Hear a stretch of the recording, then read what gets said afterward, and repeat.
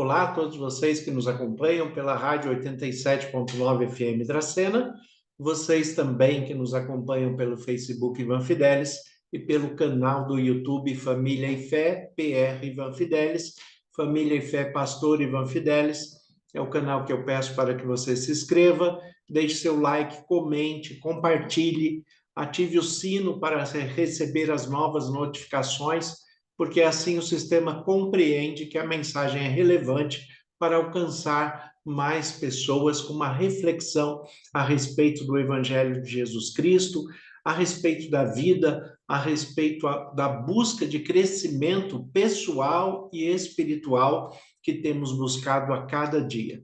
Temos buscado nos conhecer melhor através da Bíblia, que é a única regra de fé e prática para todo cristão.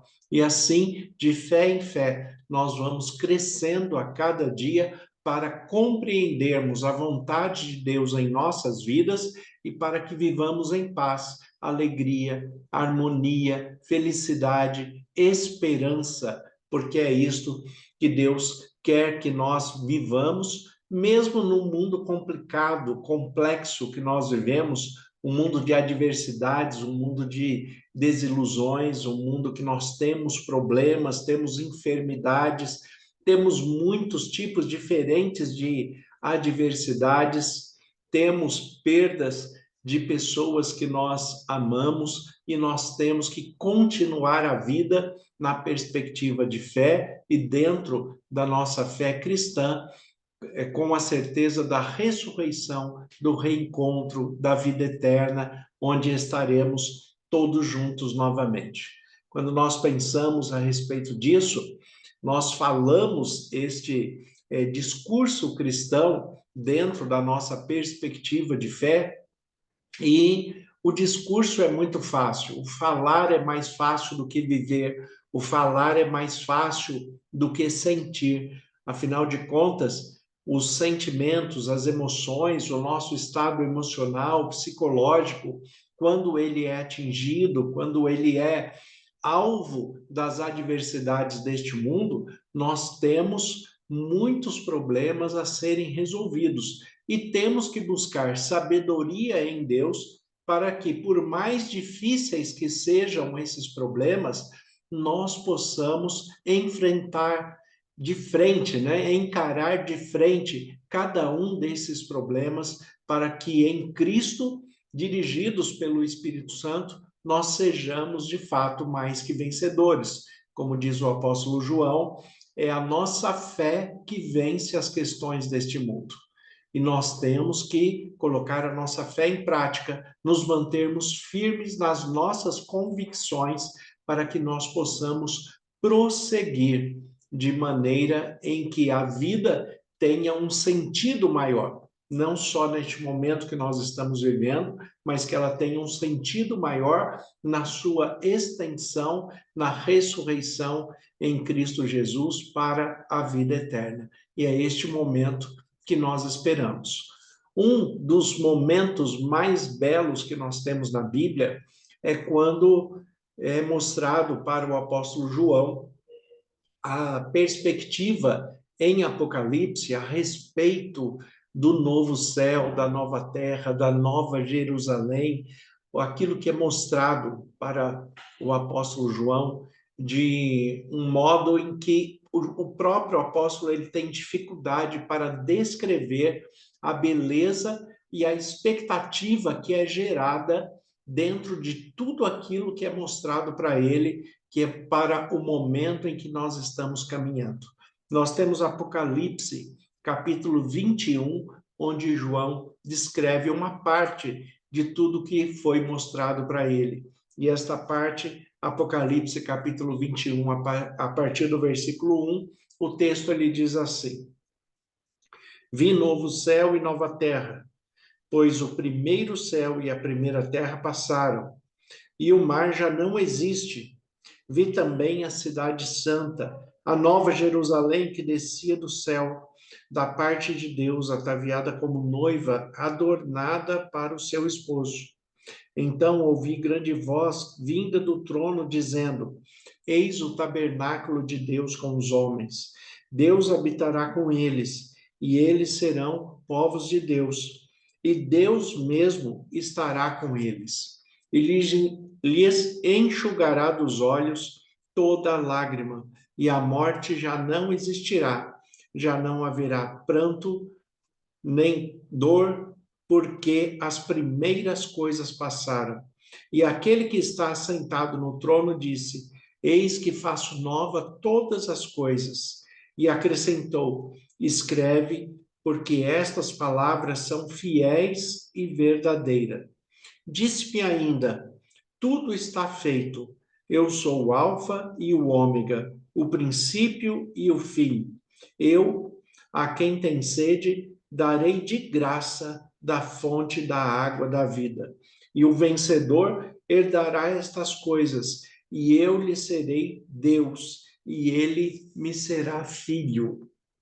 Observe a beleza que esse texto é retratado. Em face a tudo que nós vivemos aqui, em face àqueles momentos difíceis que nós passamos, as pessoas amadas que já descansaram no Senhor, essas pessoas que nos fazem falta, essas pessoas que por muito tempo compartilharam a vida conosco e hoje já não estão mais entre nós, mas nós temos esta expectativa, essa esperança, essa certeza pela fé do reencontro, e é assim que nós vamos caminhando a cada dia, com a certeza de que essas pessoas descansaram no Senhor, estão aguardando a ressurreição, e nós, passo a passo, dia a dia, vamos nos recompondo, porque o ficar não é fácil. O ficar não é uma expressão tão comum. A morte não era para existir no nosso meio, não era para ser um elemento comum entre a criação de Deus para os seres humanos. Ela entrou para os seres humanos por causa do pecado, e a palavra de Deus nos diz que o salário do pecado é a morte. E é por isso que todos nós morreremos, porque todos nós somos pecadores. E aí vem alguém e fala: mas então Jesus era pecador também, porque ele também morreu? Não, Jesus não era pecador, nele não havia pecado, ele se fez pecado por nós, mas ele também não foi morto, ele entregou a sua vida por nós. É diferente. Ele se entregou por nós, ele se fez pecado por nós. Éramos nós que deveríamos estar naquela cruz, éramos nós que deveríamos sofrer a penalidade do pecado, mas ele se fez pecado por nós, para que nós, pela confissão, pela conversão, tenhamos a oportunidade de reconciliação com Deus e a ressurreição para a vida eterna. Agora, dentro deste processo, todo ser humano nasce em pecado, comete pecado, e por cometer pecado é que vai passar pelo processo da morte. Cada um tem o seu tempo de vida, cada um tem o seu momento de morte. Nós não sabemos quando isto vai acontecer. O que nós sabemos é que Deus está no controle de todas as coisas. Deus está cuidando de todos nós. Está cuidando de todos aqueles que confiam nele, que depositam a sua vida nas suas mãos, aqueles que buscam em espírito e em verdade, que são adoradores íntegros, fiéis e sinceros, são esses que Deus tem procurado a cada dia, são esses que Deus tem amparado e tem guiado, tem fortalecido, para que, mesmo com as grandes perdas que nós temos, mesmo com as nossas dificuldades e limitações, nós possamos continuar na perspectiva da fé e da esperança, tendo a saudade, tendo muitas vezes aqueles momentos de tristeza, aqueles momentos de dor, aqueles momentos em que choramos, mas também aqueles momentos em que, pela fé, nós conseguimos transformar a dor em alegria, conseguimos transformar a saudade, a tristeza, nós conseguimos transformar em esperança, conseguimos transformar na expectativa do reencontro, conseguimos transformar a tristeza em gratidão, porque somos gratos por tudo aquilo que nós já vivemos e por tudo aquilo que ainda vamos viver quando Jesus voltar e estivermos todos juntos novamente. O texto aqui de Apocalipse 21, ele já começa o apóstolo João falando no versículo 1 o que lhe foi mostrado a respeito deste novo lugar, desta nova habitação onde todos nós estaremos lá. E ele fala: vi um novo céu e a nova terra, pois o primeiro céu e a primeira terra passaram e o mar já não existe.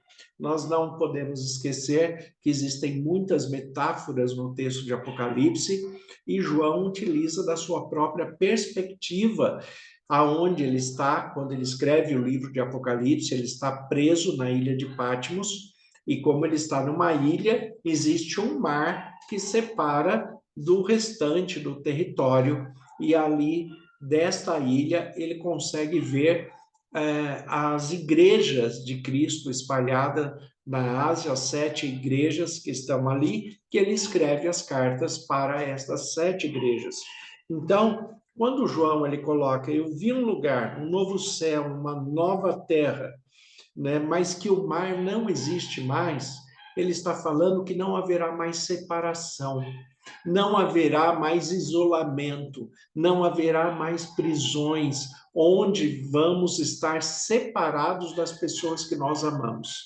E é isto que nós temos que ter convicção, de que as pessoas que nós amamos estarão conosco novamente e estaremos juntos por uma eternidade, por toda a eternidade. O mar já não existe, ou seja, já não existe mais separação, não existe mais distância, né? Não existe nada que vai se interpor entre nós e Deus, entre nós e aqueles que nós amamos.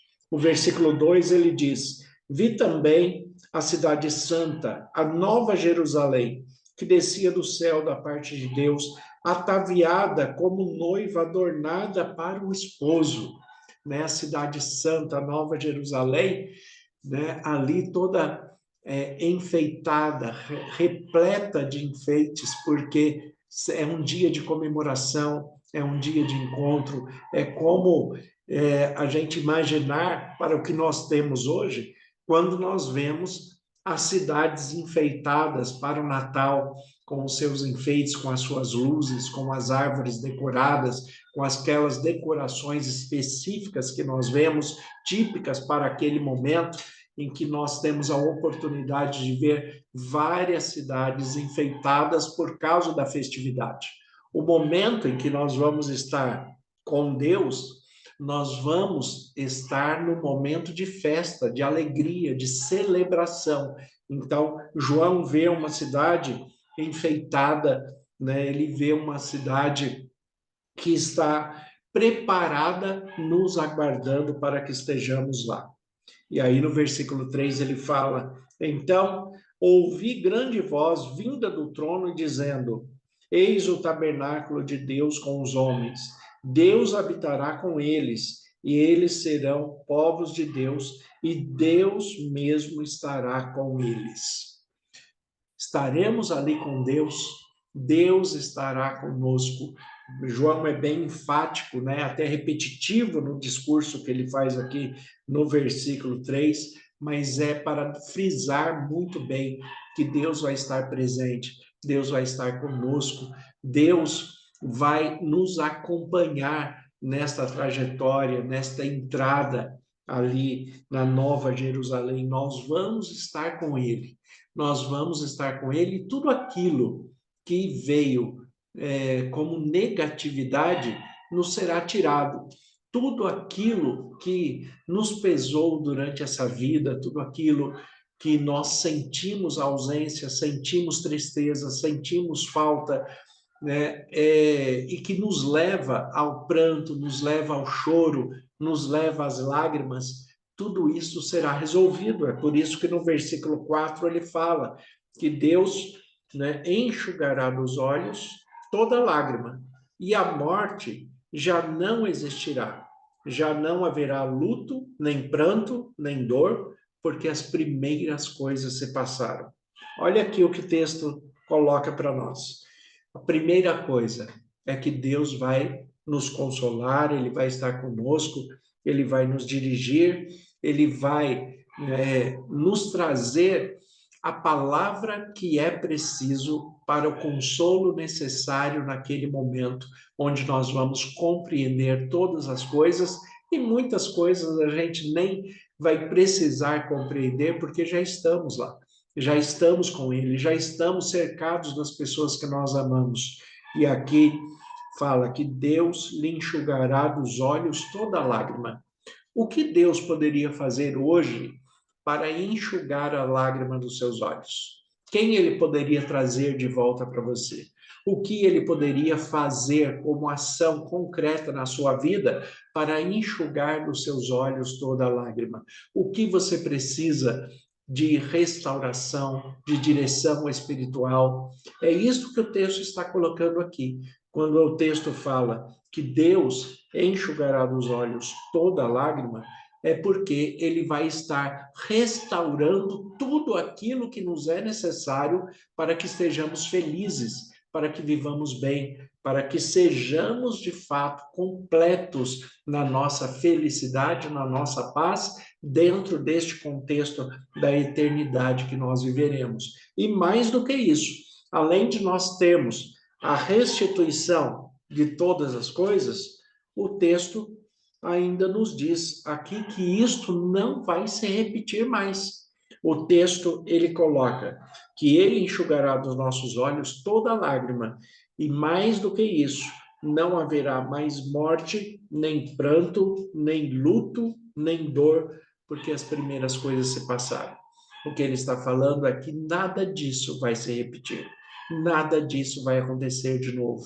Nós temos a garantia de Deus que viveremos eternamente com aqueles que nós amamos, tudo aquilo que é preciso para que seja restituídos para a nossa felicidade, para a nossa paz, para a nossa alegria, para a nossa tranquilidade na vida eterna, Deus irá prover, irá restituir.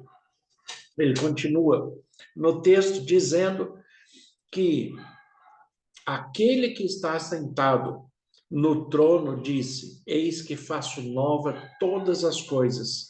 E acrescentou: Escreve, porque essas palavras são fiéis e verdadeiras. Observe a maneira que Deus fala com João, né? O que é apresentado para o João. Ele fala: olha, aquele que está sentado no trono, Deus que está sentado no trono, fala para João: João, eu estou fazendo tudo novo, eu estou fazendo tudo de novo, eu estou fazendo tudo para que todos estejam bem. Eis que faço nova todas as coisas. E acrescentou: escreve, porque essas palavras são fiéis e verdadeiras. Como é bom nós sabemos que temos a fidelidade de Deus, temos as promessas de Deus e a presença de Deus em nossas vidas. Que Deus continue abençoando, fortalecendo, guiando, provendo o que é necessário e restaurando a sua fé para que juntos estejamos na Nova Jerusalém. Senhor, nosso Deus e Pai, nós te agradecemos pela tua palavra que é viva e eficaz. Como ministro do Evangelho, em nome de Jesus, eu peço as tuas bênçãos sobre cada irmão e irmã, todos aqueles que estão nos acompanhando neste momento, que o Senhor restaure o que precisa ser restaurado, fortaleça, reanime a fé, que o Senhor preencha a mente e o coração com a tua palavra e o teu poder, para que a paz que excede todo entendimento seja presente em nossas vidas. Nós te agradecemos pelos teus cuidados, colocamos nossas vidas em tuas mãos e oramos em nome de Jesus. Amém.